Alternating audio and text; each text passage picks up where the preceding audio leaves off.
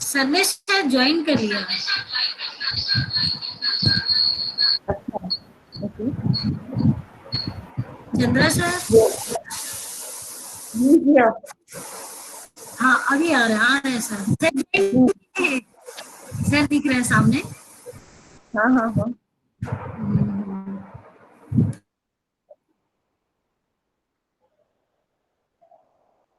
Good morning, sir.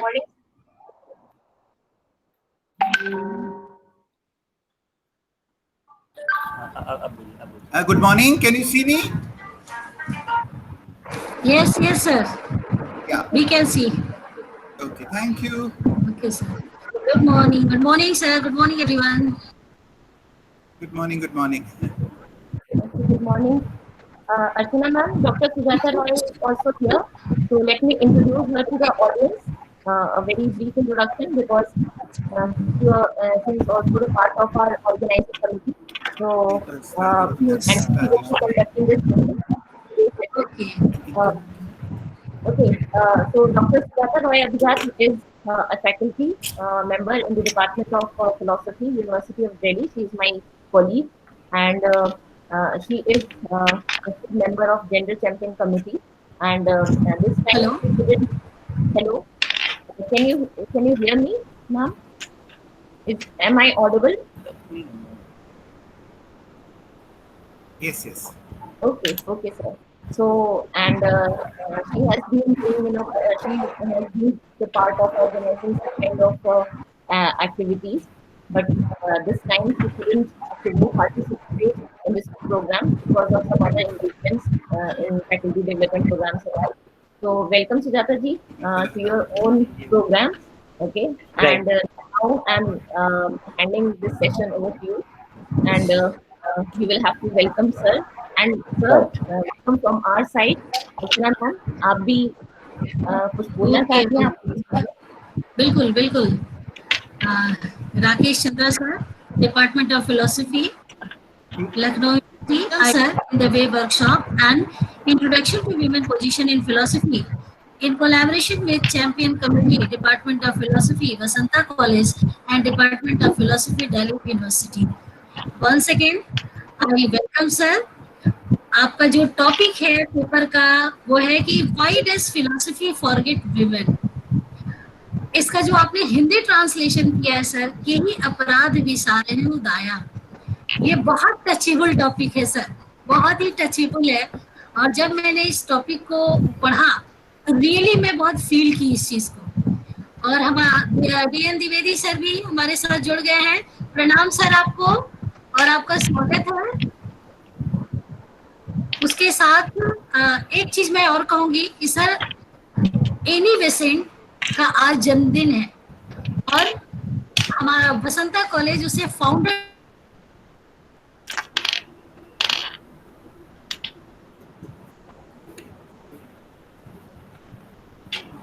Vasanta college govern करता है Krishnamurti foundation of India, Krishnamurti philosophy के नाम से। और थियोसॉफिकल सोसाइटी वो थियोसॉफिकल जो है गवर्न कर। तो एक विदेश से आई हुई महिला जिसने स्त्रियों की शिक्षा के लिए इतना बड़ा आह्वान किया और जो है दर्शन भी उन्होंने दिया, अपनी फिलॉसफी भी उन्होंने एस्टैब्लिश की, लेकिन कहीं ना कहीं हम लोग आज भूल रहे हैं। तो महिलाओं का कंट्रीब्यूशन बहुत है फिलॉसफी में। जरूरत है हमें आज उनको देखने की, समझने की और जानने की। बसंता कॉलेज की शुरुआत जब हुई थी तो एनी बेसेंट ने केवल 5 लड़कियों को लेकर के उस कॉलेज की स्थापना की थी। आज वहाँ मोर देन 10,000 का स्ट्रेंथ होगा। तो ये बहुत बड़ा कंट्रीब्यूशन है एनी बेसेंट का कृष्णमूर्ति फाउंडेशन इंडिया के लिए। और मैं इस वर्कशॉप में मैं अपने तरफ से उनके लिए श्रद्धांजलि भी अर्पित कर रही हूँ। और ऐसे एनी बेसेंट की जरूरत है हमारे इस समाज को, चाहे वो हमारे इंडियन सोसाइटी हो, चाहे हमारे वेस्टर्न सोसाइटी हो। तो जरूरत है आज हमारे उस एनी बेसेंट को हर लड़कियों में देखने की, हर फिलॉसफी में उस महिलाओं को स्थान देने की। तो अगला मैं रिक्वेस्ट करूंगी डॉक्टर सुजाता राय जी को कि वो सेशन को कंडक्ट करें। मैं उन्हें हैंड ओवर कर रही हूँ, राकेश चंद्रा जी को इंट्रोड्यूस करें। वंस अगेन वेलकम सर, प्रणाम sir. Thank you so much, ma'am. And good morning, everyone. It gives me an immense pleasure today in the day 6 of the technical session 10 to welcome Professor Rakesh Chandrajee for this session. Professor Rakesh Chandra has been a professor in philosophy in Lucknow University. He's a former member of ICPR, also former head Department of Philosophy, University of Lucknow. He was also a director for Institute for Women's Studies. Presently, he is a director handling the cultural activities of University of Lucknow. His area of interest mainly is analytical philosophy, philosophical logic, feminism, Kant studies, Richard Rorty, and Buddhism. He has been a consultant with UNICEF and has worked in the area of education and child labor. He's also been given this prestigious charge where he was the principal investigator for quality of life research using capabilities theory under the Center for Excellence scheme. He is also the principal investigator for research on reason, truth and justice, also a co-investigator on UGC project on pluralism. He has conducted teachers training program for over 20,000 teachers in primary education. Also, to his credit is that he has conducted orientation and refresher courses in philosophy, women's studies, human rights. He has delivered important UGC special lectures at Kaladi, at Darjeeling and Hyderabad, delivered Choklingam lectures at B.H.U for 2 consecutive years on gender issues. He has also organized workshops on Russell's problem of philosophy, Greek philosophy, philosophy of mind, Indian modernity, and among others at an academic center for Indian Council of Philosophical Research. He has co-authored the UNDP report for gender in UP, also authored the National Report for Status of Women in India for UNDP. We all understand how pertinent these issues are, especially in the current scenario, in the current incident, what happened in in Hathras. I'm sure all our heart goes out to this. Sir, thank you so much, sir. And I welcome you to this podium and please enlighten us with our views. I would request the other participants to please mute their microphone so that the voice is audible. Thank you, sir.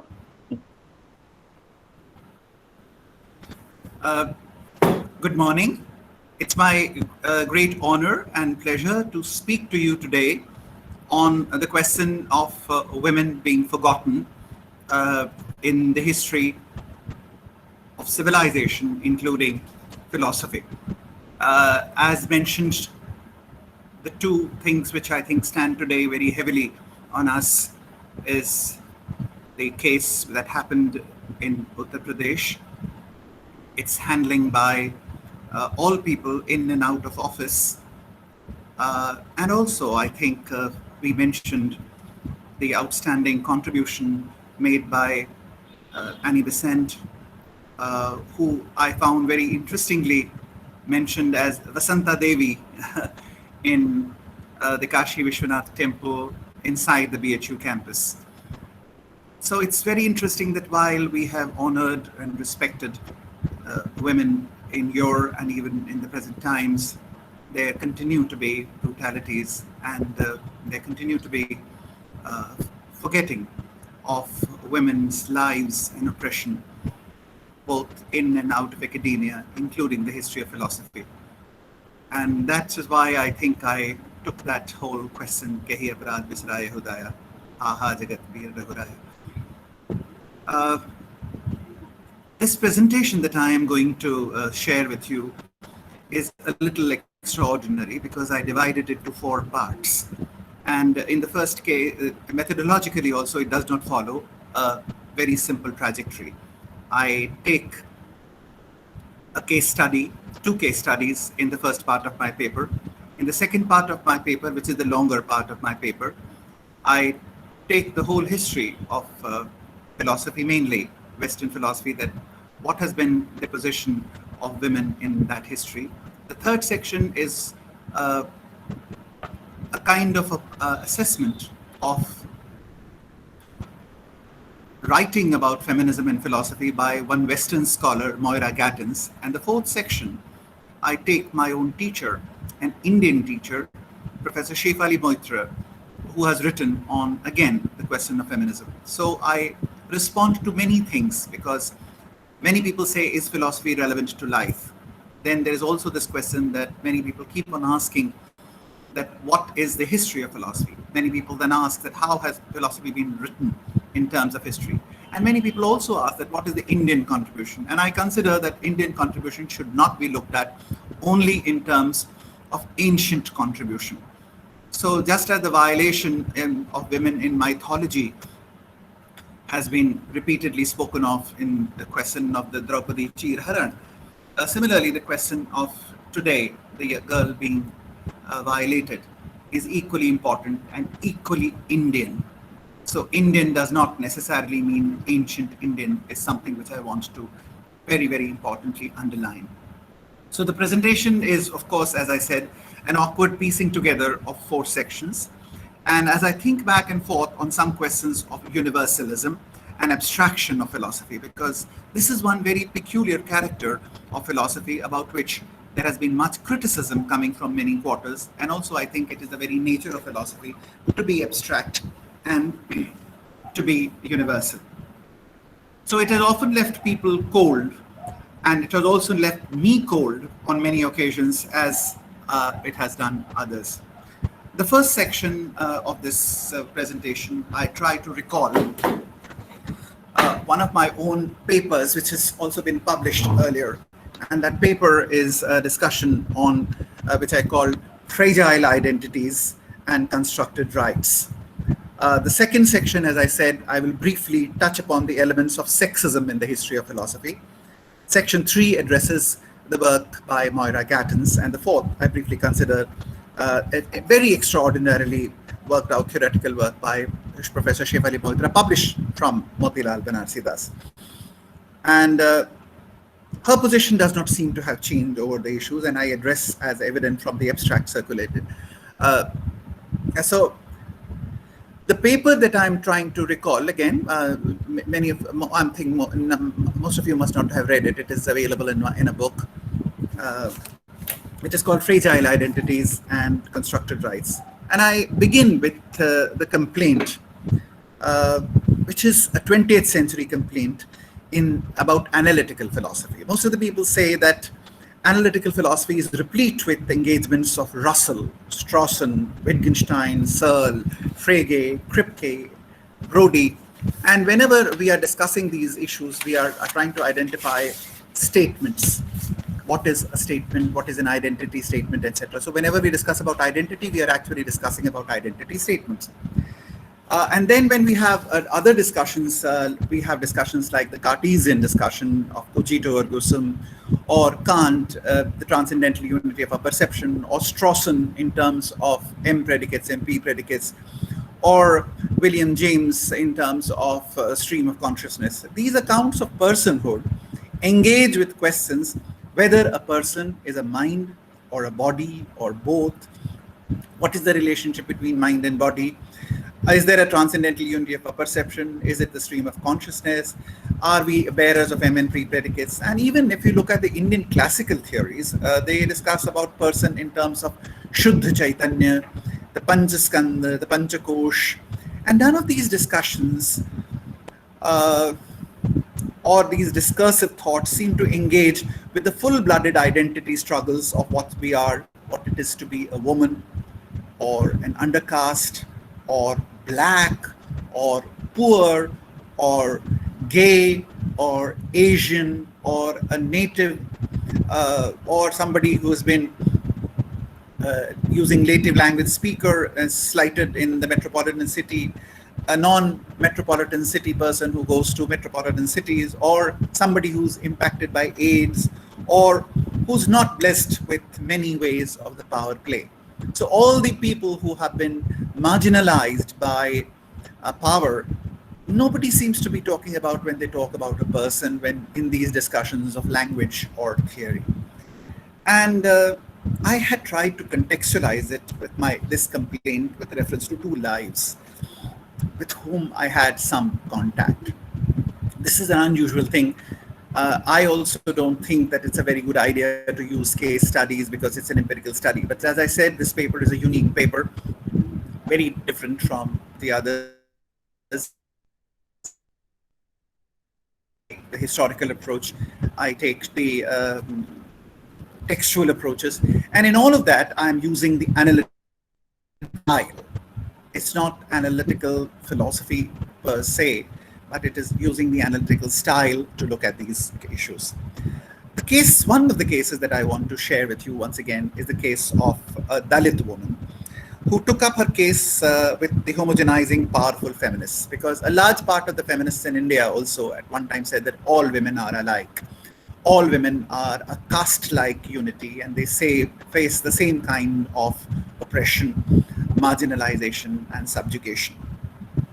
But she spoke very loudly to those people and said that no, the marginalization of a Dalit woman is actually not the same as the marginalization of the upper caste woman or the middle caste woman, etc., etc.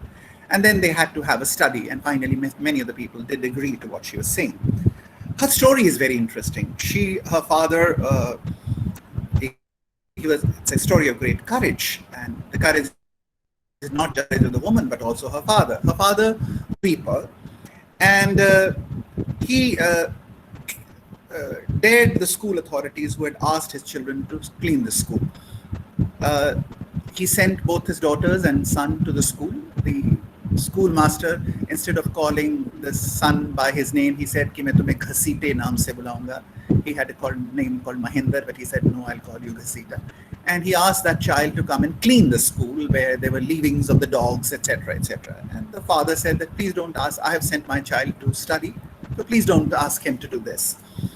The next day, the third day, the fourth day, the fifth day, the teacher continued to ask the child to sweep the floor, and he did not do it to the others.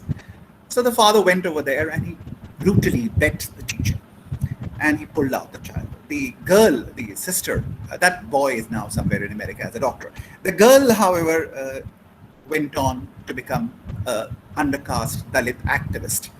But she also did not have a very romantic view that all Dalits are nice people and they have very nice families and they have better values than the upper caste. She was aware of the fact that there's a huge amount of alcoholism, abuse in the other, and many of the children must actually be taken away from the homes of the Dalits in some circumstance where they have a little more peace and rest so that they can study and develop themselves. So she had no illusion about caste nobility. She knew oppressive structures, and she understood that there are no noble savages.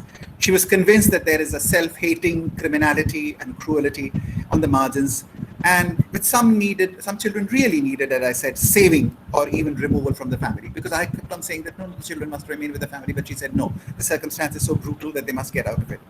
And she was pleading for a self-respecting humanity with Dalit pride. She was pleading that she raised this issue in Durban. At that time, there was a great deal of trouble because in Durban, there was a conference on apartheid. And some of the Indian people went to say that, no, India's caste system is really like apartheid and it should be treated like that.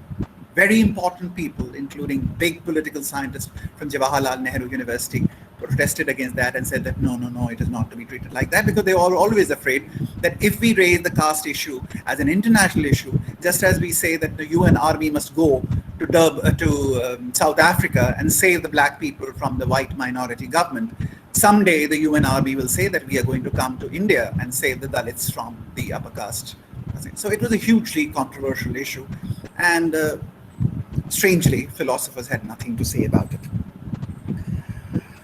So this girl called herself Valmiki, and so she wore her name very loudly on her sleeve, and she said that I just don't want to call myself Pushpa Kumari, I want to keep my Valmiki's name also foregrounded. So the question of multiple identities, foregrounding one identity comes very, very clearly in the case of this woman. Now, there's much that can be discussed about that, but this is not the forum, but I take this case study.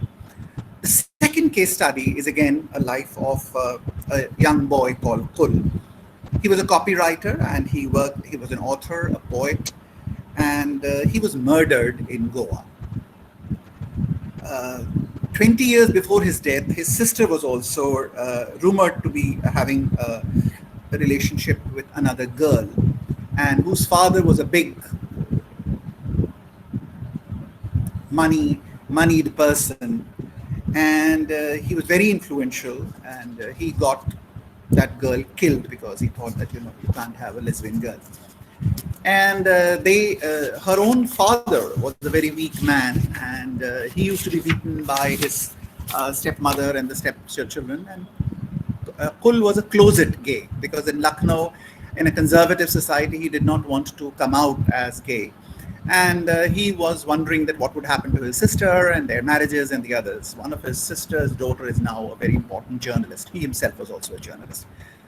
So he was a closet gay in Lucknow, and when he went to Bombay, he became a avant-garde queen. He lived very happily and openly because Bombay had far more openness than there. And when he was in Delhi, he was selectively exposed to some people and not to others, because Delhi has huge double standards. There is an elite which pretends to be very liberal, and then there are a large number of people who would brutalize you. So he wanted to develop a gay rights lobby. And this is many years back, 20 years back. And but then what happened that in those gay right activities, it subsequently degenerated into rave parties. And instead of talking about rights, people started cruising. And then a film was made on him. And in that film, they said they tried to show him that he was a Muslim. And the next shot that they gave was him of the Juma Masjid from his South Delhi flat. And you know that from a South Delhi flat, you can't see Juma Masjid. So he wrote what would have been the first Hindi gay novel, and he was reading it out to his mother, who was a very eminent Urdu writer. And this was, in one way, he was also trying to disclose his life to his mother, who was gradually understanding but not really wanting to believe that her son had got it. So his struggles were many, as were his charades. And he had a sister to protect who would marry her if one sister was murdered for being lesbian and the brother is an awkward catamite. So he tried to have solidarity with other people. But in his case, it didn't work. And what some may be taken as an incidental feature may be central to others, because I kept on saying that why do you really imagine that all gays will get together? They might be, sexual preference does not unite people. All heterosexual people are not philosophers, all heterosexual people are not scientists, all heterosexual people are not liberal. And so why should you imagine that all the gays will have the same kind of politics? And so why do you think that they will have some solidarity? And so what's the point of having that? So in terms of, again, foregrounding your identity and backgrounding your identity, Kul was given shocks by psychiatrists. In Lucknow, he went to certain psychiatrists. They gave him electric shocks because they said that now we are going to cure you and we will show the photographs of people whom you love, and then you will develop a distaste for them. Now, why am I telling you these stories, and what are the implications for philosophy? Does philosophy say something about that, and should philosophy say something about it? Philosophy as an abstract discipline, as a universal discipline, I initially assumed that philosophy will have nothing to offer to these people. But as I kept on reading and writing in this paper, I found that the ideas of Aristotle's public reason and belongingness is a very, very useful idea. I also then looked at the constructivist stance vis-a-vis the human nature, which says that human beings are not born with a nature. They do not have a nature. They are given a normative construct which is done by society and by all of us through rational consensus. So there is no inner nature. Human nature is a construction. So, and in that, I also then started looking at Martha Nussbaum when she says that we ask, and as we evaluate lives, what is so important without which it would not be human? What is it that makes human life distinctively human? This is a question which also Marx asks. And Nussbaum, as against John Rawls, has a very thick, vague theory of good. Human nature is deep and continuous, sort of experiential historical truth. And this inquiry pays attention to the biological specificities as they shape human action, and as it is normative. So it's both biological and normative. Aristotle has much to say about it. Human mortality, fear of death are central. We are all frightened of death. In the pandemic time, why are we doing this kind of an exercise through online? Primarily because we are all frightened that if we get together, we might die. So this whole question of frightened human being is when we are encrusted in the body, which has hunger, thirst, need for shelter, sexual desire, mobility, and is characterized by capacity for pleasure, pain, expressing helplessness in infancy and childcare, of practical reason, relatedness to other species, and separateness. And at level 2, she speaks about 10 human capabilities where imaging, thinking, reasoning, and forming attachment, critical reflection form the concept of good. Many critics have charged that Martha Nussbaum and Amartya Sen are, in their universalistic framework, are very general, and sometimes they also claim that it is Western. But I don't think that it is Western or hegemonic. People need to really work it out, and I will push this very far. So I propose that generality of philosophical theory may be considered not as an escape. So when we say कि philosophy अपने आप में अमूर्त है, सामान्य है, अति सामान्य है, as Wilfred Sellers said, that it is about the most general concepts, how they hang together, then people think that we are escaping reality and being irresponsible. But I think that's not true. We are not being complicit in silence about existing power structures, but it is an appeal to universalism, an impossible dream. We will never get there, but still it is aspirationally there, that we need to get there as universal as possible. And it is this universalism, the question is that is it a minimal universalism? That are we taking the minimum qualities of all human beings? Or are we taking a very inclusive and a substantial view? My reading for the past 3 decades of philosophy, economics, politics, literature, divides notwithstanding, have witnessed, we now have been very, very fruitful. And I find that there is a rich dialogue in common humanity.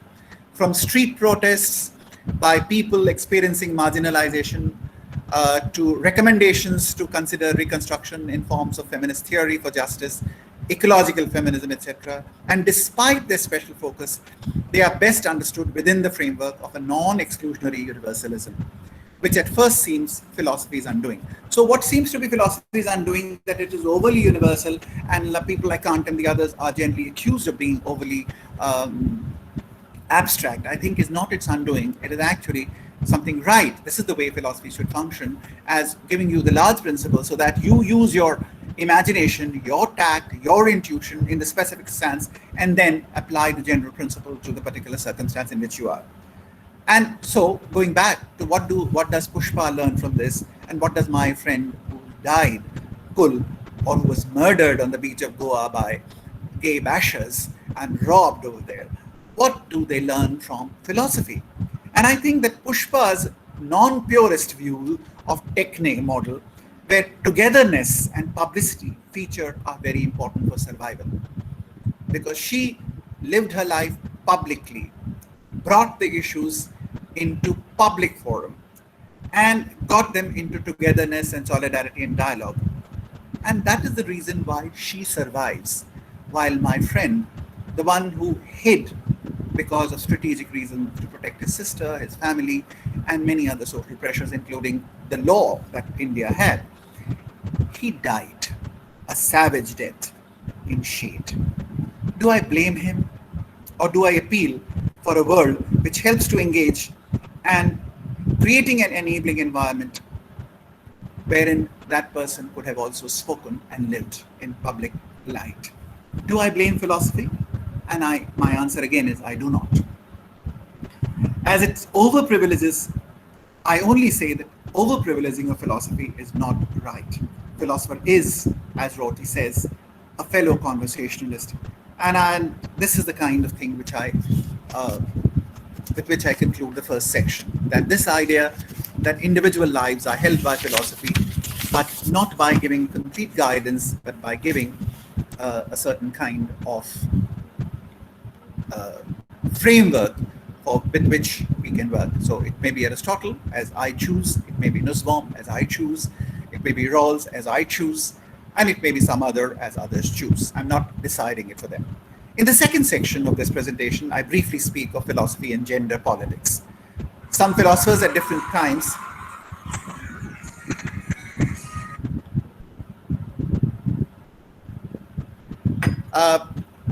thought that central questions of philosophy are: what is there? How can I be certain about it? What should I do? And these questions seem questions of right here in the concrete world. What should I do? And that is the kind of question.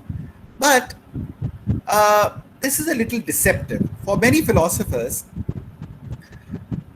understood by these questions, when they say that what there is, they are actually not saying that what is this cup or what is this table, but they are raising the question that what is the ultimate nature of reality? What is the nature of knowledge?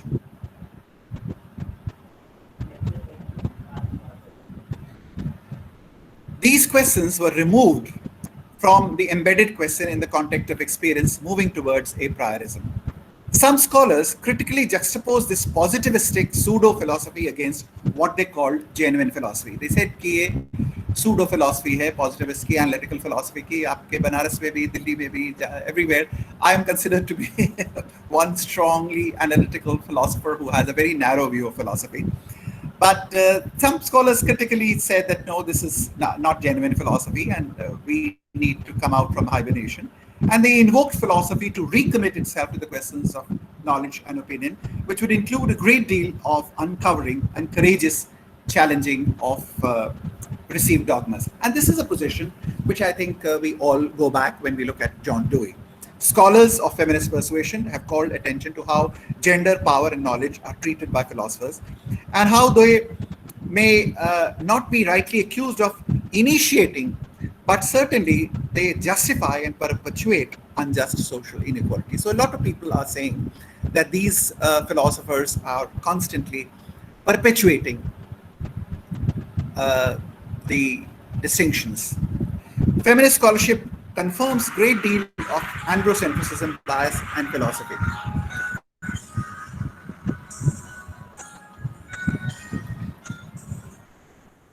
And critiques positivist claim to objectivity and disinterest. Foucault remarks that how the discourse on modernity was crushed, diverted, and muted other voices which were used by philosophy. And there's a very important philosopher, you must have heard about her in the past 5 days very many times, Sandra Harding. She, in 1986, Science Question in Feminism, distinguished 3 responses to scientific and, in some sense, philosophical universalism: feminist empiricism, feminist standpoint, and feminist postmodernism. So feminist empiricism thinks that it's a sexist problem which needs to be sorted out. Feminist standpoint takes that there is a standpoint from which feminism is to be considered, and that is a privileged standpoint. And feminist postmodernism is the third position, which said that women's position must be taken into consideration but not privileged. So while discussing the last, she accuses philosophers for the pretense of playing God. That philosophers somehow or the other pretend to be God. They pretend that we are impartial, high-minded, rational, and mature, and the rest of the people are not like that. And many scholars argue that patriarchal discourse rests on the either or of logic of exclusion, that we believe in binaries: man, woman, reason, emotion, nature, nurture. And so polarities and dichotomies, and they believe that the entire Western philosophy is male dominated and male biased. They somehow, most of those people don't, when we are writing about this, like Sandra Harding, they don't know about Indian philosophy, so they don't talk about Indian philosophy, but or other Eastern philosophy like Confucianism and others. But there are a large number of references to stereotyping and essentialism. Plato, of course, is often accused of this. And Plato, there is a large number of references to Plato, and separating the different natural capabilities and aptitude. Socrates describes philosophers as men of exemplary courage and disparages women for weeping, lamenting creatures, largely with large families notwithstanding. इतने सारे बच्चे होते थे, उन सबको ध्यान रखते रखते औरतें बहुत तकलीफ में होती थी. तो if they were weeping and wailing, it's not surprising. But Socrates has a very, very disparaging view of these weeping, wailing women. In Timaeus, Plato recounts the myth of evolution. And this is interesting because he's not saying that this is what he believes, but he's recalling the myth of evolution, where he says that no woman can be a philosopher.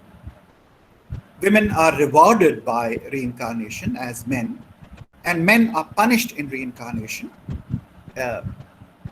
in woman's body.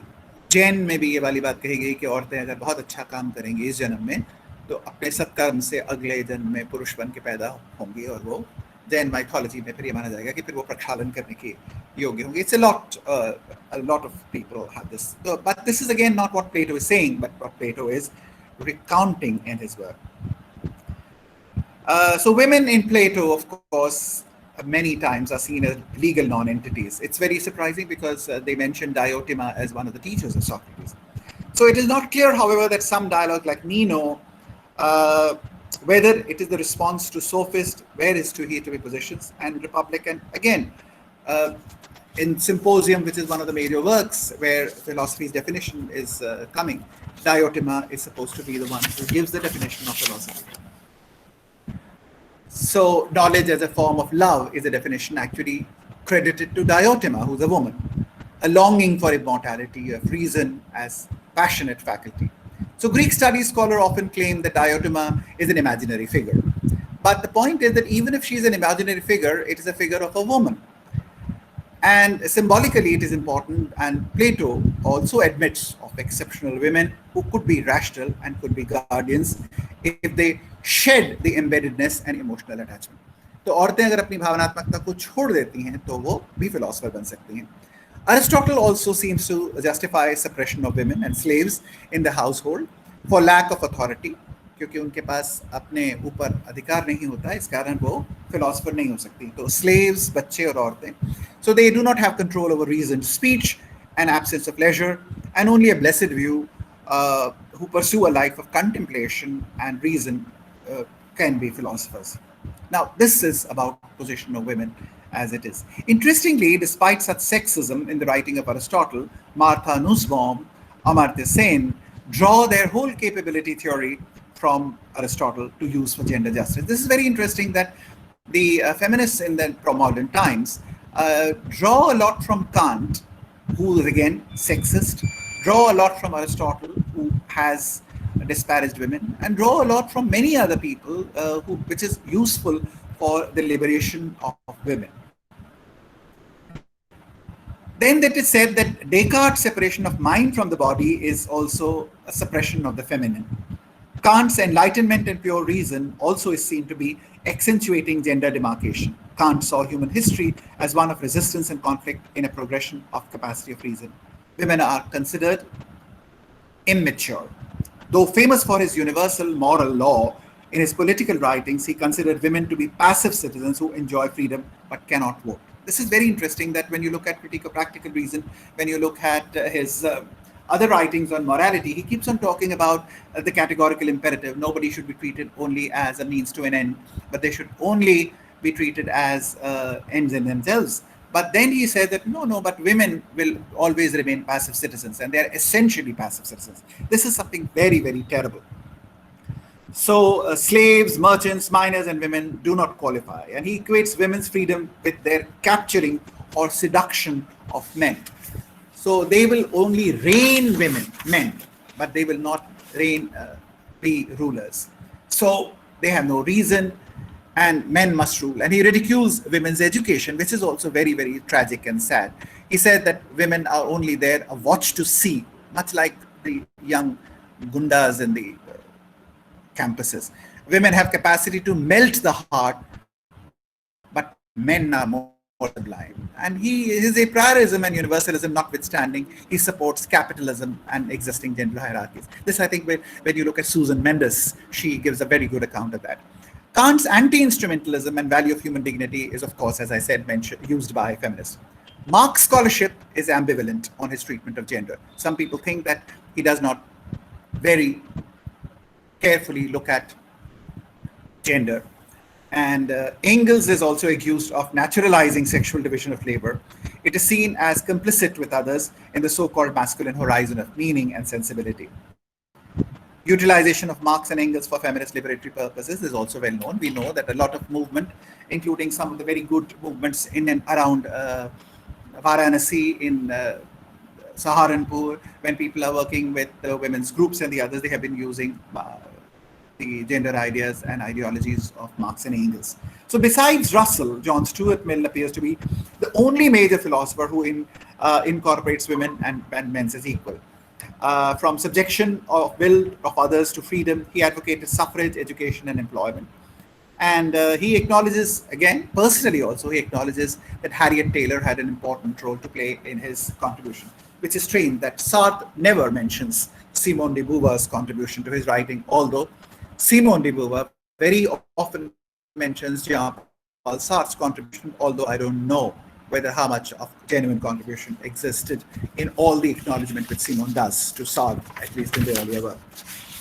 In the 16th and the 17th century, much of the political practice of Europe and England and a lot of political thought laid emphasis on sovereign power of the state as a factor of independent of social life and in principle not restrained. John Locke onwards, the primacy of the individual freedom was asserted. Suffrage rights and legal equality with other safeguards for protection were institutionally demanded. And towards the end of the Middle Ages, the concept of sovereign state and individualism became central debate. Of all the groups, of course, as we have been mentioning again and again, the group which has been most excluded from full citizenship has always stubbornly been women. Nor were philosophical arguments for exclusion from vote, from legal equality, so patently self-contradictory and archaic, says Susan Mendes. And almost all respects, whether their theories are agreeable in other things, theories of Adam Smith and Hegel, Kant and Mill, Rousseau and Nietzsche, they are poles apart. But in their treatment of women, these otherwise diverse philosophers present a surprisingly united front. Women are forgotten. Bisarayahu Daya. The assumption that women's biological nature dictates and justifies her lack of political status. The belief that women's psychological nature is gentle, submissive, emotional, irrational. It is also said about Indian culture that Indian culture and the culture of Confucius is like that. Nietzsche said that, and therefore he thought that the whole of Asia is effeminate. The insistence on confining women to hearth and home. The assertion that women are suited for rearing citizens but not being citizens, which is a complaint which Sarla Devi Chaudharani also made about India's freedom movement. Women were allowed to be law breakers but not lawmakers. So this is the kind of thing that the views were adopted by all these philosophers, and it is interesting that some scholars maintain that the private-public distinction is also very, very important in this respect. The idea that polis is the public square and oikia is the home. The modern conception of the liberal political institutions aimed at securing the arena of political economic activity from the regulation is thus freed private individuals from constraint and financial duties imposed by absolute.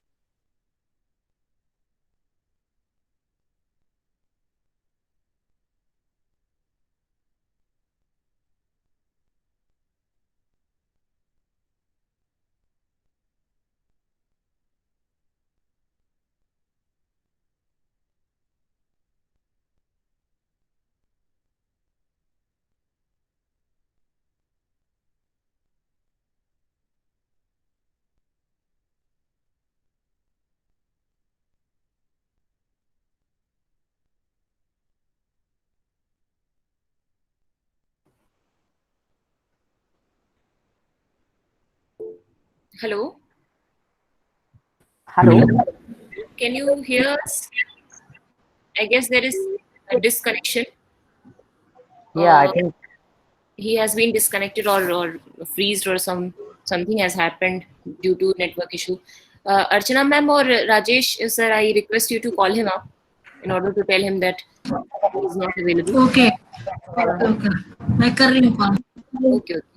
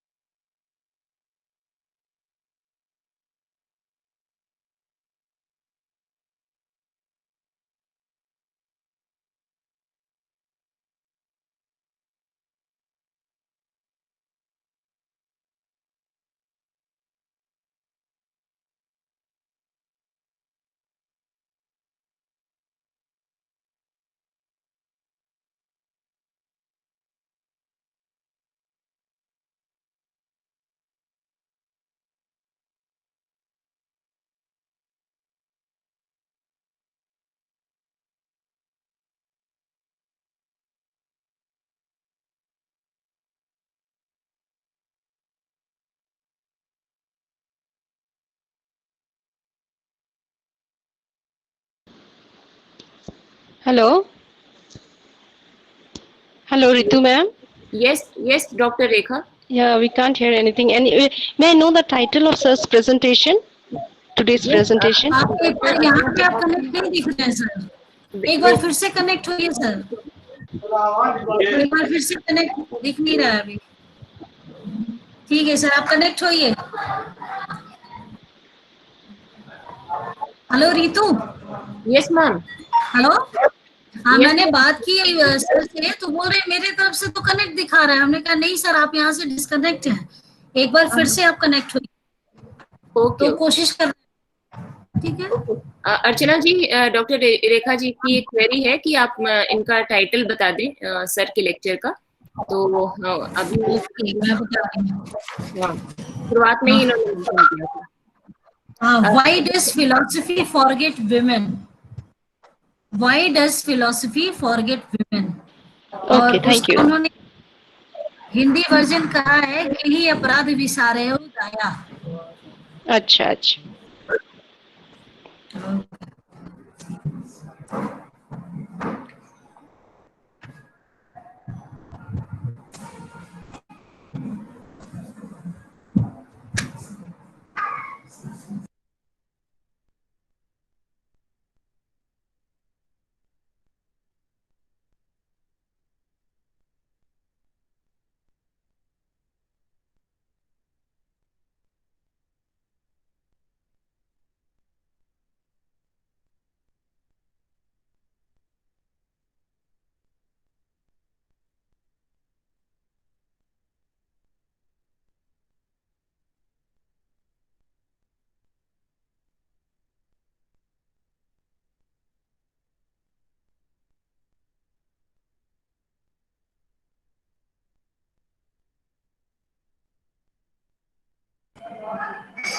Debashish ji, Debashish ji, Yes, ma'am. Yes, ma'am.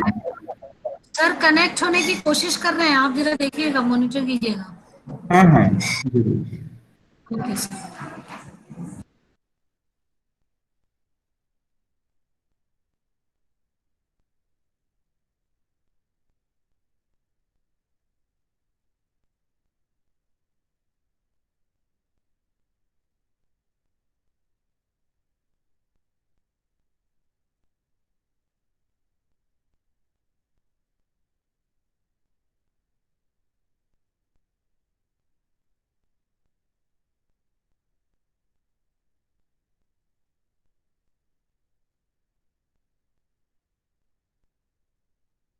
जाओ। हाँ sir, आ गए sir, connect हो गए। Hello. हाँ sir. अच्छा, मेरे वो laptop से नहीं, here on my this. Hello, आपकी आवाज आ रही है सर? Just a second. शक्ल नहीं दिख रही है? हाँ sir, screen. Yes, sir. Yes, sir. Right. Audio and video both are visual. Can you see me Audio now? video. आप मुझे देख सकते हैं? हेलो, जी आप मुझे देख सकते हैं? Yes, sir. We can see you, sir. जी सर, आप दिख रहे हैं। Shall I? Yes, ji sir. Ji. You can, yes, So sir. You one can of the please views that resume. is so Sir, ji you can मैं resume. अपनी बात को जहां पर रख रहा था, related to the history of philosophy, and I was trying to now remind you that how one view asserts that women exclusion from political realm works to their disadvantage, and the other view is said that the exclusion of citizenship and full equality serves to enhance the male power. So affirmative action for equal pay, equal access to goods and political realms, all this is very important. Greek thought that the political realm offers an opportunity for full realization of humanity, and modern democratic setup puts premium on values. So socialist feminists point out that this view entails that the political realm is more important. And when you look at Nietzsche and Übermensch, with a will to dominate, then it again reinforces the male power. So political romanticism takes again another view, और इसके बारे में भी आप लोगों ने काफी कुछ पढ़ा होगा. One version of feminism rejects politics as irrelevant to the individual life. And they say that one can feminize politics or reject politics to embrace the personal. And this is very interesting that some people say that, the personal realm, the intimate realm is a superior realm. And then there is a third strategy of the classical liberalism, which says that we reject the aristocracy of sex and the male-female, private, public, and emotional, rational divide. So this is the kind of position that we have. And again, coming back to Kant, we say that Kant has been, of course, a favorite of many people, including me. But he's one of the most quoted philosophers, especially as a brilliant response to Hume's skepticism. But in the groundwork of metaphysics of morals, he emphasizes that moral principles must apply to all moral beings. But soon after, he denies active citizenship to women. He also denies active citizenship to all unpropertied members. For the metaphysics of morals, he gives three principles of the state: freedom of every member of society, equality for each, and independence of each member in the commonwealth. In theory and practice, he says that these laws establish the state, but not all have had a hand in framing the law.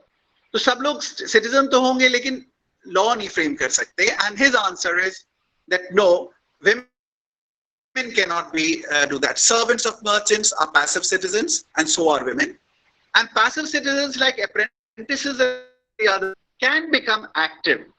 But in case of women, they can never become active citizens. It is only in marriage that he says that there can be an equal reciprocal relationship between a man and a woman.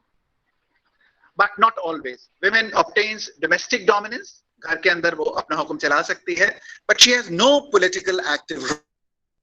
The most embarrassing view of women's nature gets expression in Kant's anthropology. And he says, women have coquetry to attract all men for self-protection. He also warns against allowing women too much education. And he seems to elevate the practices of the 18th century common to undeniable truths. Women are treated instrumentally by men.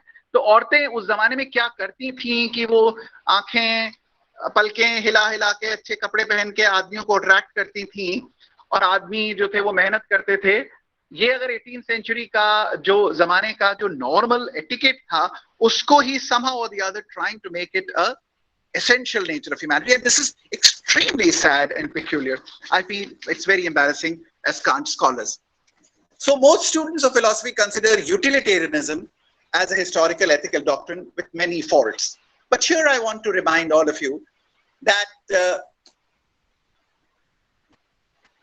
the strong epistemological appeal of thought of utilitarianism was very, very important for women. It offered one principle of utility, like Newton. A new science of society could be built from sensible experience of pain and pleasure, and ethics could now be introduced with quantification. And here is explanation how choices are made and how they should be made. Men in Baconian model could now make moral progress, and there is a discovery scope of improvement and moral reform. Earthly happiness now found ethics, law, and politics, and utilitarians are not discussing being and non-being, etc. They are actively engaged in political platforms. और ये बड़ी important बात है कि the first college which introduced women to university education in Oxford was actually started by the Benthamites. So Bentham had tried to extend his system of universal benevolence. He argued that what matters for redressal should not be reason or voice, but suffering. Suffering and happiness are objective units. With women, the ancient Greek only cared for pater familias, but they said that no, women are important. Mill believed that emancipation of women would lead to doubling of the mass of mental faculties. क्योंकि अगर औरत के भी दिमाग का इस्तेमाल होगा, मर्द के भी दिमाग का इस्तेमाल होगा, तो हमारे पास double faculty होगी. Pleasure और pain भी हम इस तरह से calculate कर पाएंगे. There'll be more pleasure. And so women's enfranchisement was advocated. Legal autonomy of women was advocated, and this is the kind of thing which we find we find in Mill and Comte and others subsequently. This is very, very interesting. Newton and the logic of formal semantics are sometimes masculine. They are created by a defensive male who can only recognize negation and not difference. Scientific neutrality is also considered to be misogynist. And these are views which are demonstrating anthropology's standardization of white maleness and sociology's invisibilization of women. Personal histories are delegitimized, international conflict, nationalism, laws, only these things dominate. So this is the kind of theory which we find in the history of philosophy, that right up to modern times, repeatedly, objectivity, rationality, etc., have been taken into consideration. So many have mentioned, as I mentioned earlier, utilize selectively from available resource to seek negotiation with power. In the third section now, so in the history of philosophy, what I'm trying to just call your attention that in the history of Western philosophy, much also I think I could have done with Eastern, but that is for other scholars to do, that the whole session has been repeatedly talking about men, reason on one side, and sometimes inconsistently and sometimes deliberately marginalizing women. Now, what I want to take into the third section is Moira Gatton's. Moira Gatton's Feminism and Philosophy is a very important work. All the people who are attending this must read that. And she examines two responses to philosophy. One, rejecting philosophy and all its concerns. And two, extending it to women's consideration. Hello? Hello? Sir, you are audible. Hello? हाँ sir, you are audible. Can you hear me? आपकी आवाज आ रही है? Yeah. So yes. Okay, sir. So she quotes Salomos, who argues that male inability to relate to anybody makes his life pointless, and so he invented philosophy. And this is very interesting. I think I found it very, very amusing. उन्होंने ये कहा कि आदमियों के अंदर ये क्षमता ही नहीं होती कि वो लोगों से रिश्ते कायम कर सकें, और इसीलिए वो कहते हैं कि जिंदगी अपने आप में निस्सार है. So the whole existential philosophy, which talks about and meaninglessness and the others, they say it actually comes from male inadequacy to create meaning in life. And very interestingly, at some place she says that women produce children and they are producers of life. They nurture children, so they know what is meaning of life. And men, since they can't produce children and they can't care for children and they don't care for children, therefore their life is meaningless, and therefore they say that life is meaningless, and then they create philosophy of meaninglessness. This is very, very amusing. So she mainly speaks of identity problem, the existential mode of being, and existence perceives essence as a cowardly male projection. कि एक कायर पुरुष अपनी व्यक्तिगत निस्सारता को सारे संसार के ऊपर आरोपित करता है और ये दर्शन को देखता है. This identification of philosophy with existentialism is of course problematic, and the male inadequacy is again factually inadequate and ideologically very, very problematic. But I think it's very interesting to see that somebody has this to say. Gatton thinks that Dale Spender and Mary Daly accuse philosophy as male-centric, but she thinks it is naive. How can we reach true self of women uncontaminated by male patriarchal scholarship? Also problematic is the view that constructs of women's perceptions and values will automatically be sound. क्योंकि ये मानना कि औरतें जो कुछ सोचेंगी वो सही होगा, क्या औरतें मर्दों से अलग कोई सोच डेवलप कर सकती हैं? The same people, boys and girls being brought up in the same households, can they have differences? So Gatton, Daly and Spender simultaneously include and exclude women. Oppressed women, authentic woman, complicit woman and non-complicit woman. इस तरीके के भेद जो Dale Spender और Mary Daly करते हैं, ये एक नई तरीके की hierarchies, they're creating new forms of hierarchy, dichotomies, etc., which is also problematic. Gatton argues that philosophy is not just its past, but it is an ongoing practice. Just as Marx had observed, the critique of philosophy unwittingly offers a stereotype of the past. The second approach treats philosophy as a completion of philosophy. They think that we add women and to the male experience, and in doing so, we will have done them. So add and stir is a kind of strategy that we do.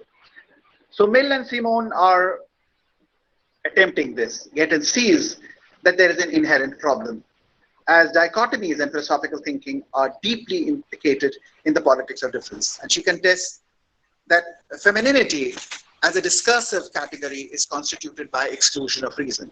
We constantly talk about women as excluded from reason. A more complex notion of non-constant construct of subject needs to be worked out. I have supported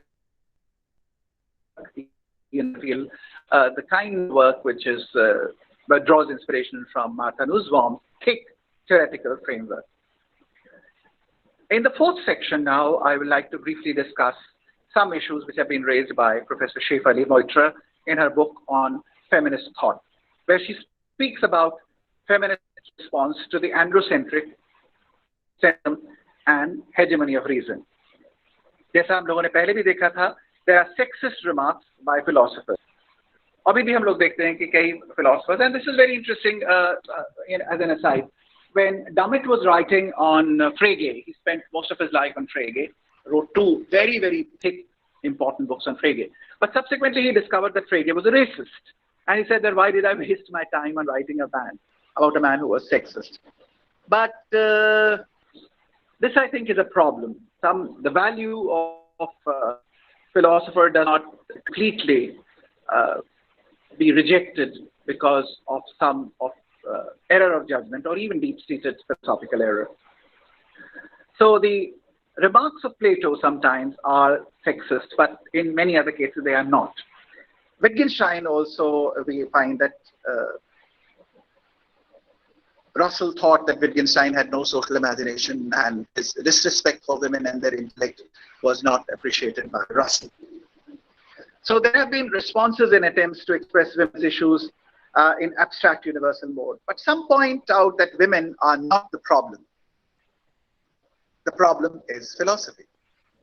The question is that, can there be a gender-neutral core in philosophy? Is gender a ubiquitous category in philosophy? And even in the domain of logic, can we talk about gender? Can we talk about the logical form of language and also talk about gender?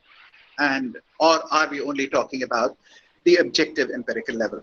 Recognizing that gender oppression, unlike class, caste, and race, involves a dimension of intimacy that touches the perpetrator and the perpetrated both. So we can talk about all other oppressions in some objective way. But the question of women is a little more intimate, because who is the enemy of the woman in this whole structure? The father, the brother, the son, the lover.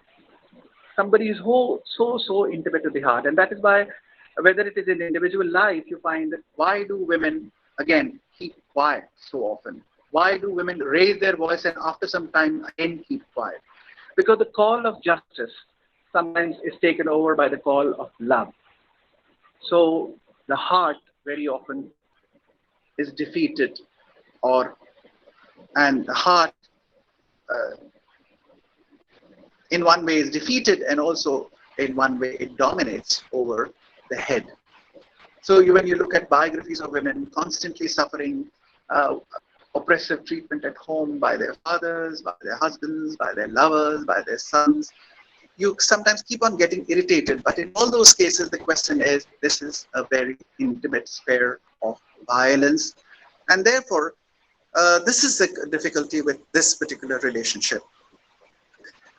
Moitra recommends strengthening as power is always associated with domination. And she recommends new ways of being heard to be devised without posing a threat to the other. Shefali Moitra in her book says that sexist remarks of philosophers from Plato to Wittgenstein are amply documented. Some feminists are by expressing women's issue as abstract universal. Is there a gender-neutral core of philosophy? Is gender a ubiquitous category? So this is one very, very intimate question which has to be addressed. And feminists sometimes suggest that with minor modifications, philosophy can be taken care of. I also somehow favor that. But others say that no, you have to have a very fundamental kind of a change. Hegemony of reason and its identification with the gendered virtue is a problem.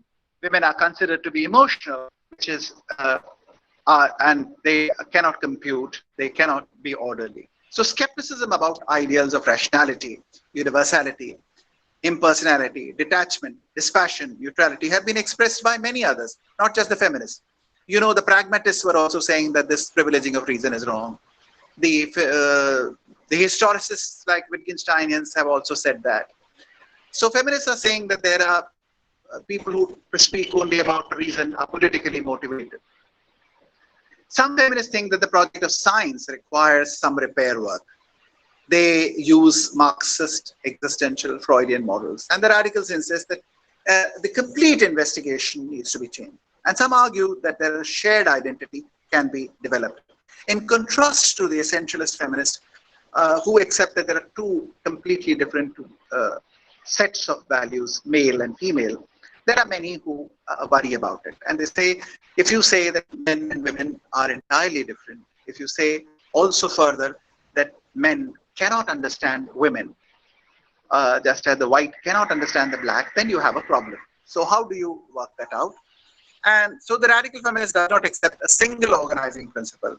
So while the liberals seem to argue that women need to transcend being a woman, women must start behaving like persons and not like people. So the liberals are pro-changers, but they do not want challenging the entire structure. They're only saying, mend the raft and we will go. But others, the radicals, are saying that no, you need to just break the paradigm. Women's lived experience like birthing, mothering, adolescent pregnancy, pornography are not taken as philosophical issues at all. When liberal feminists subscribe to the tripartite division of man, woman, human, the question is that is there an ungendered feature of human experience? Liberals seem to be saying that we must transcend being a woman in order to be liberated. And this is the kind of a thing which we find sometimes even in writings of Indian scholars like Vivekananda and the others, that, you know, you should become disembodied, as it were. Say that some propositions seem to be underlying all questions of thinking, Russell's unchanging beliefs, Strawson's natural limits of reason, and P.K. Sen also speaks about that. So there is a scaffolding of the logical form of language which is universal. But there are two questions which Shefali Moitra takes. Can there be this model, neutral model, or do we need to question the sense theory is gender sensitive, but he's too, according to Shefali Moitra, arguing for justice fairness, which is rational and maximizing of utility, and this is problematic. Shefali Moitra speaks of three levels of discrimination: sexism at the level of behavior, patriarchy at the level of institutions, and phallocentrism or androcentrism at the level of concepts. So phallocentrism provides a justification for patriarchy, and androcentrism is a perception of social life. Moitra thinks that Kant's categorical imperative and goodwill are not gender sensitive. She is perhaps right. And women are accustomed to address ethical questions in a concrete personal way, which would be considered non-rational, immature, not appropriate for the ideal human being. This remark has, again, a certain kind of essentialism. I think to say that women are non-rational, essentially, that they have a different way, is problematic. And in the Kantian framework, or even without Kantian framework, if we say, in order to understand somebody,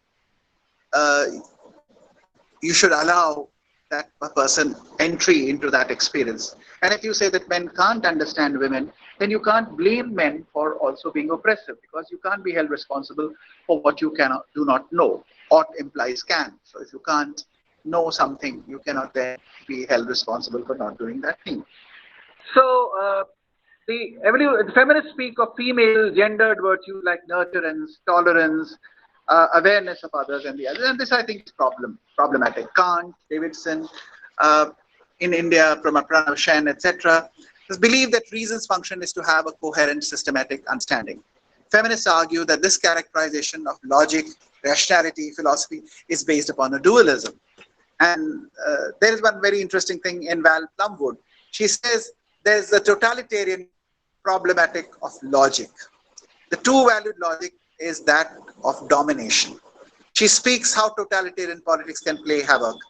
There is a peculiar remark which I think you would find very interesting.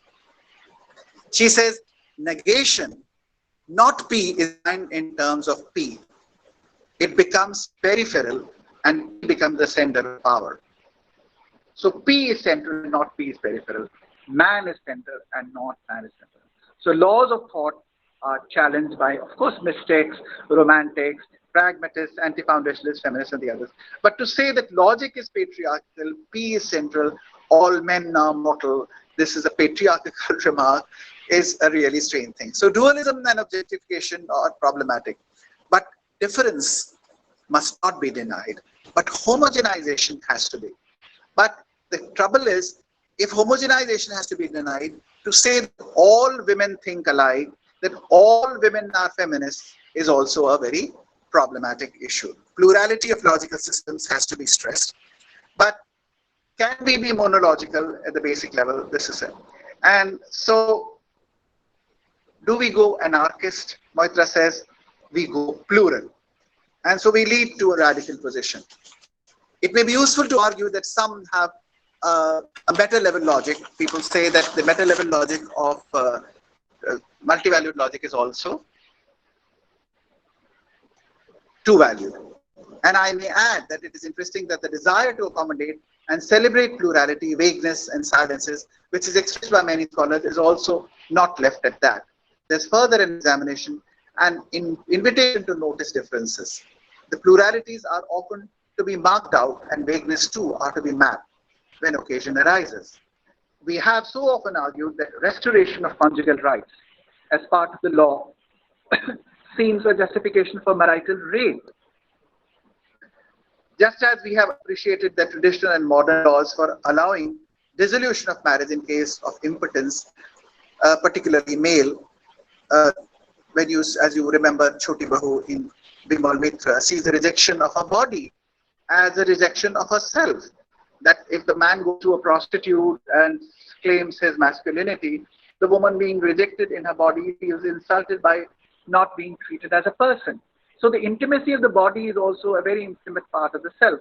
So how is vagueness, ambiguity, silence are to be treated? These are important issues both in life and philosophy.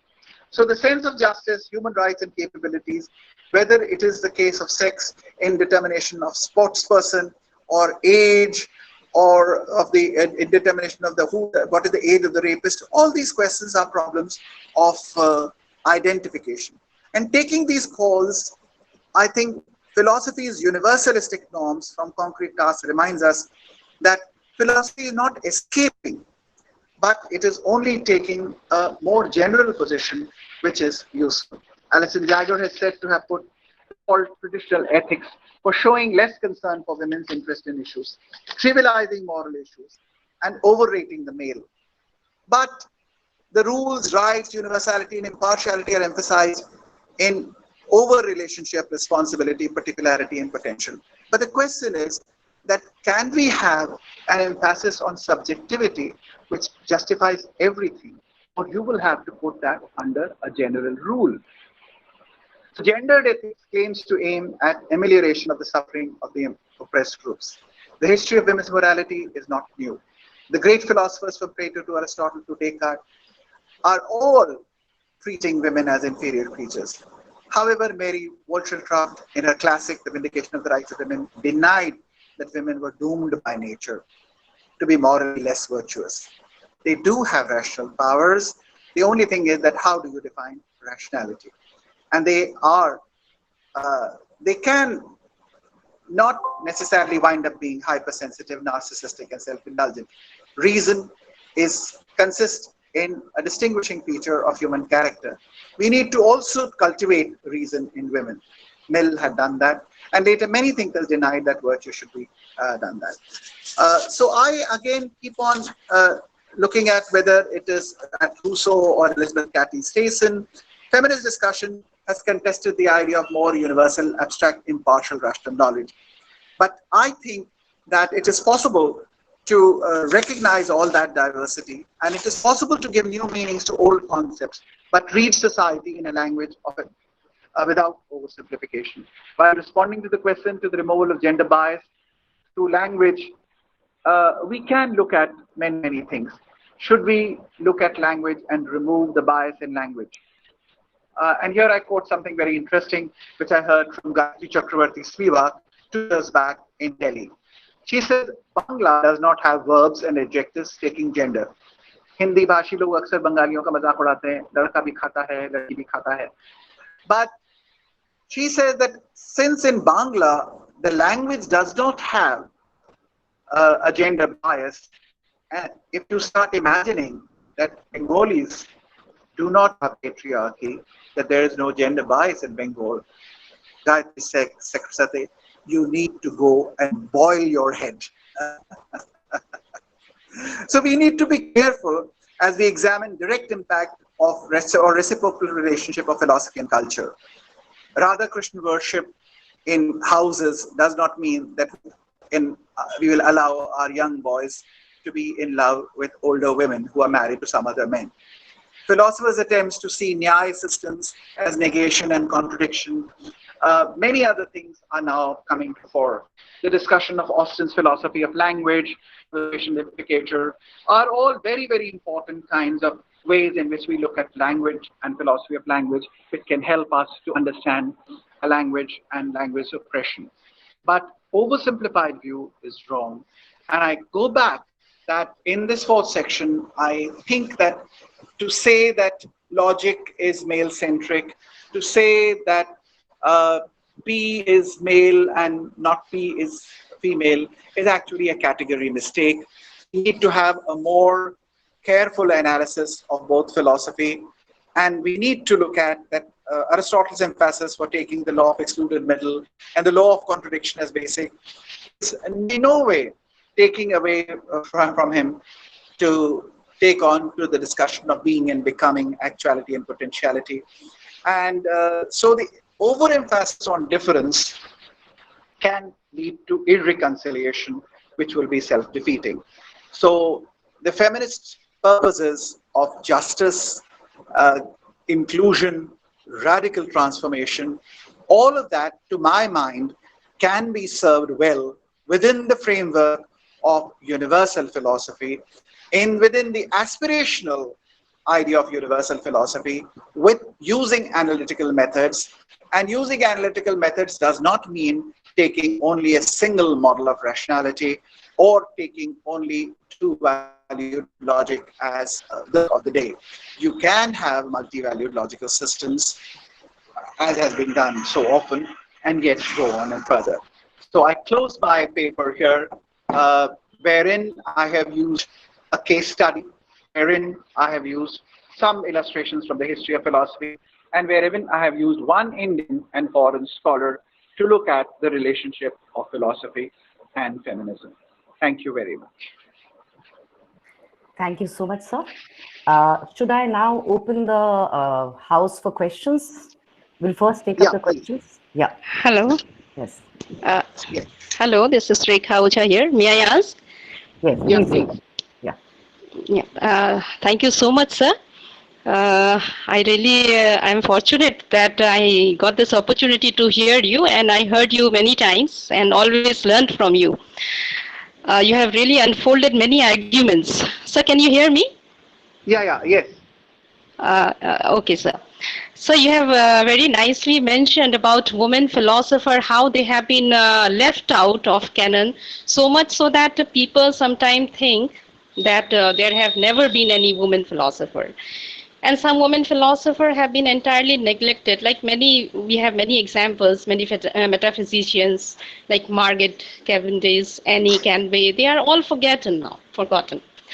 Now others have been wrongly classified not as philosophers. Sometimes they are classified merely as writer or political thinker. We have all those examples also. And there are many sexist statements made by many canonical philosophers, which you have rightly mentioned about Plato. Even Kant has given some of the statements which are very sexist. Now, seeing a male philosopher in this light, the topic of yours today, why does philosophy forget women? Yeah. Here I have a little, it's troubling me. Is it a philosophy forget women or a male philosopher purposely neglected women philosopher? So I just want your reaction on this. Thank you, sir. So as I mentioned, it does seem to be a case that many male philosophers deliberately denigrated women in their personal remarks, wherein particularly Kant, if we take him as an example. And as I mentioned, it does seem that he's taking the conditional position of women as the essential characteristics of women. So if he found some women in and around him not behaving rationally or only resorting to coquetry, he thinks that that is their real nature, which I think is absolutely wrong. It is also, to my mind, especially in Kant, it is self-contradictory because his own position of categorical imperative is that any law should be accepted if it can be willed to be a universal law. And the universe, of course, includes women. Everybody should be treated, nobody should be treated only as a means to an end, but an end in himself. This law also seems to be violated if you do not take women as full persons. So I think sometimes it is myopic that individual philosophers have done that, and sometimes it may be structural. But I also see a great deal of hope that even in Plato, some of his writings, women are included. In the writings, particularly of John Stuart Mill, Bertrand Russell, and the Benthamites, we find that there is a full recognition of women being important.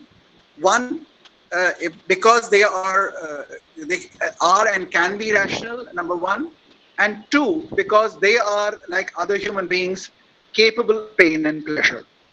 So that kind of a democratic spirit of the utilitarians especially has been very good for. It is of course true that the European society for a very long time did not accept women in academia. And so as creators of knowledge, women have not been acknowledged in universities. If you look at Virginia Woolf and the others, they were not even admitted in the university. So why have they been forgotten? Because of patriarchy, because patriarchal structures disavow, because of personal reasons. And the answer is that many times they are not able to see that it is self-contradictory. And many times it is obviously vested self-interest that the boys group will dominate and take care of themselves, not only as men, but as men of privilege. May I ask a question? Okay, thank you, sir. Oh, thank you. May Please. I ask a question? Yes, Alokji, please ask. Yeah. Rakesh ji, thank you very much for giving us a very exhaustive survey of what happened to women in Western philosophy. And it will take time for us to digest it properly. But my question comes from your basic understanding of yourself as an analytical philosopher. When you talk about rorty and talk about philosopher being a fellow conversationalist, what do you mean by it as an analytical philosopher? Do you have you developed some another category in between pragmatism and analytic philosophy? And my second question is, sir, that, just a single question. Wait a minute, very small query. That will this pluralism, what you are talking as a solution, also include the traditional anti-feminist attitudes or anti-feminism of many Indians and Westerns? That is the question. Oh, absolutely brilliant. both the questions absolutely brilliant, as expected from you. But let me try and give some kind of a response to it. One is that, my own reading of Richard Rorty in the past 30 years has been that despite his initial very strong criticism of analytical philosophy, towards the end of his years, he also accepts the value of analytical style of thinking for its rigor and for solving certain sets of problems very closely and intimately. So which is evident in his interviews and in his writing, which you have also read, particularly that Philosophy East and West, his paper on rationality and culture. So the acceptance of analytical philosophy as a style of philosophizing is accepted by him also as being of some value. It is not totally useful, but it is of some value. In the pragmatic tradition, he places himself, and I am generally a little worried about the whole pragmatic tradition, because the whole pragmatic tradition in one way questions the nature of traditional philosophy as being essentially related to real knowledge and reality, as it were. Now that reality and episteme, which become so central in the traditional Greek world as in many others, are being thrown out by pragmatists. And so in one way, the pragmatists should be seen as a major challenge to philosophy. About the other question of plurality, my position is as follows. I think, as you know, I have been trying to say that very often. Any discussion of plurality must also answer the question which has been raised by Donald Davidson. If pluralism is real, it cannot be said. If it is not true, it is only then it can be said. So if plurality is such that the plurality is mutually incommensurable, you can't even say that. So either you accept of a plurality which is only a plurality of a second order, which can be mapped into a certain kind of a minimal humanism in political theory. That you have a minimal human idea, that you have a Rawlsian idea, that you have a human being, a minimum person who is at least has the primary goods, and that is the kind of a minimum human being, and you are not having a thick theory in which you have a gendered, sexualized person. So that's the kind of a minimal humanism which I think, to my mind, appeals. Only within that framework of minimum humanism, I can accept a pluralism, which of course takes away certain kind of anti-feminist and anti-human tendencies outside, because they go contrary to that minimum humanism of which I'm talking about. Also, I take one small thing, and that is the other thing which is I want to call your attention to. The question is this: can we accept that liberalism accepts pluralism? But I think we should also remember that liberalism is consonant with the idea of single theory. There can be more than one truth and more than one theory of truth, but it is not necessary.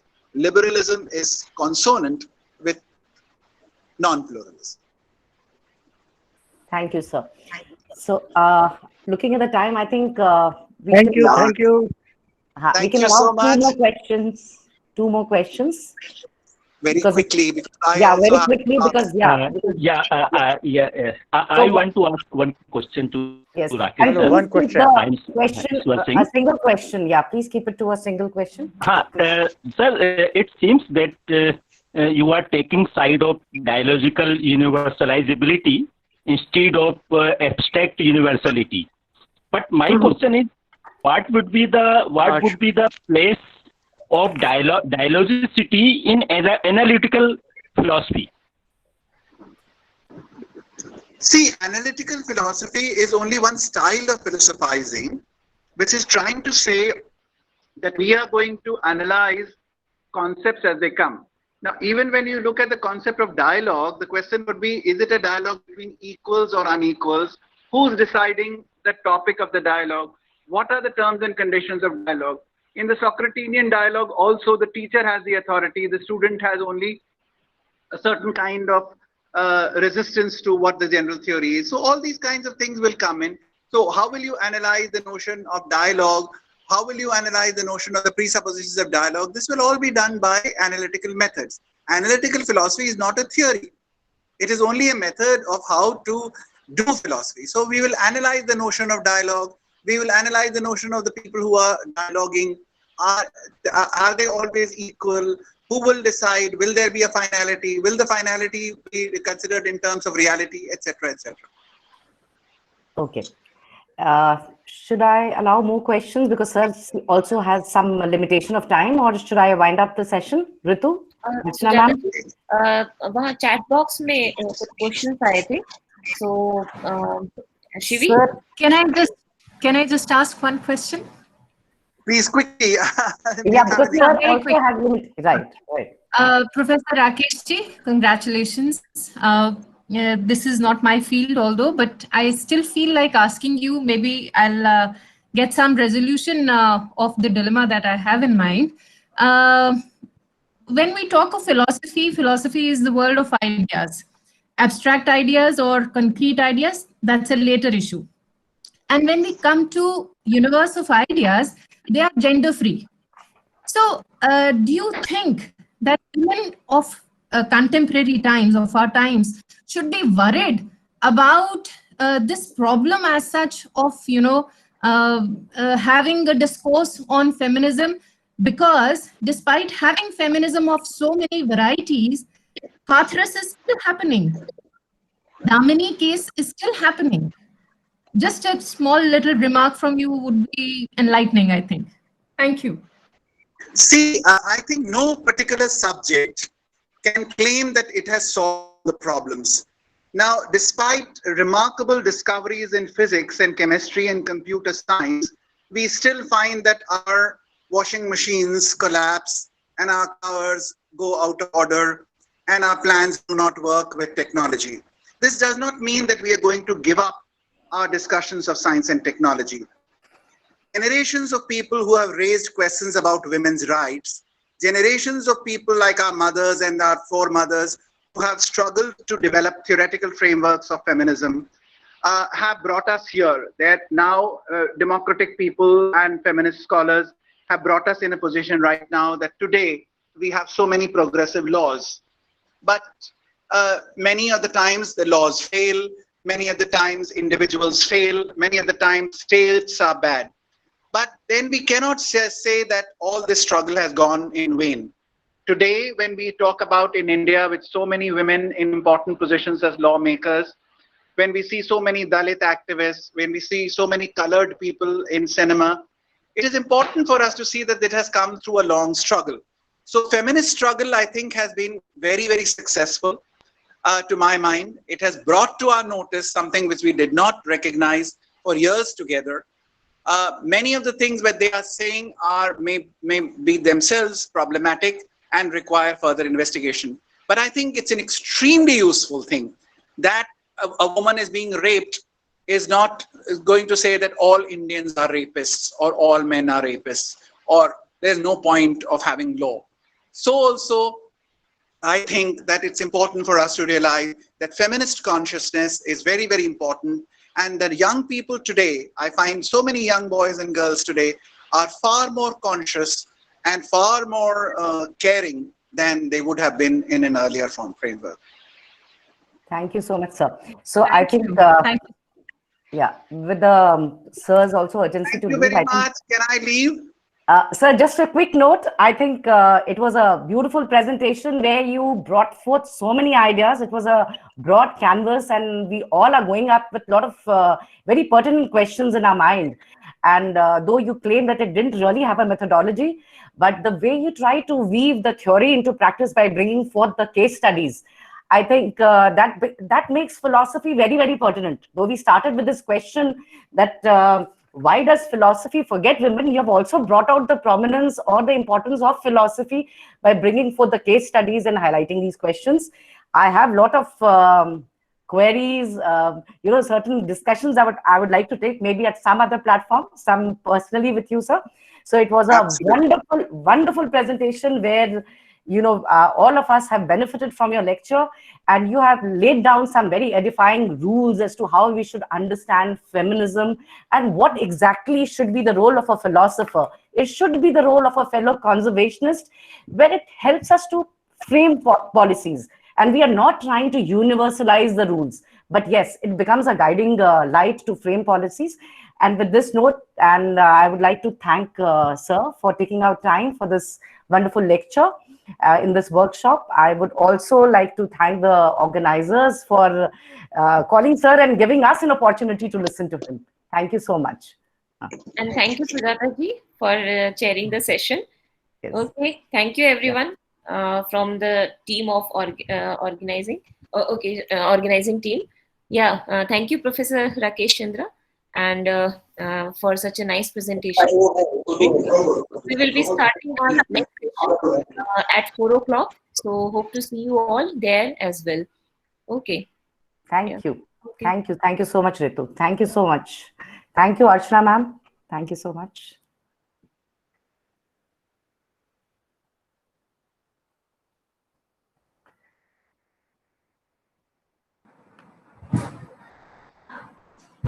Pranam, sir.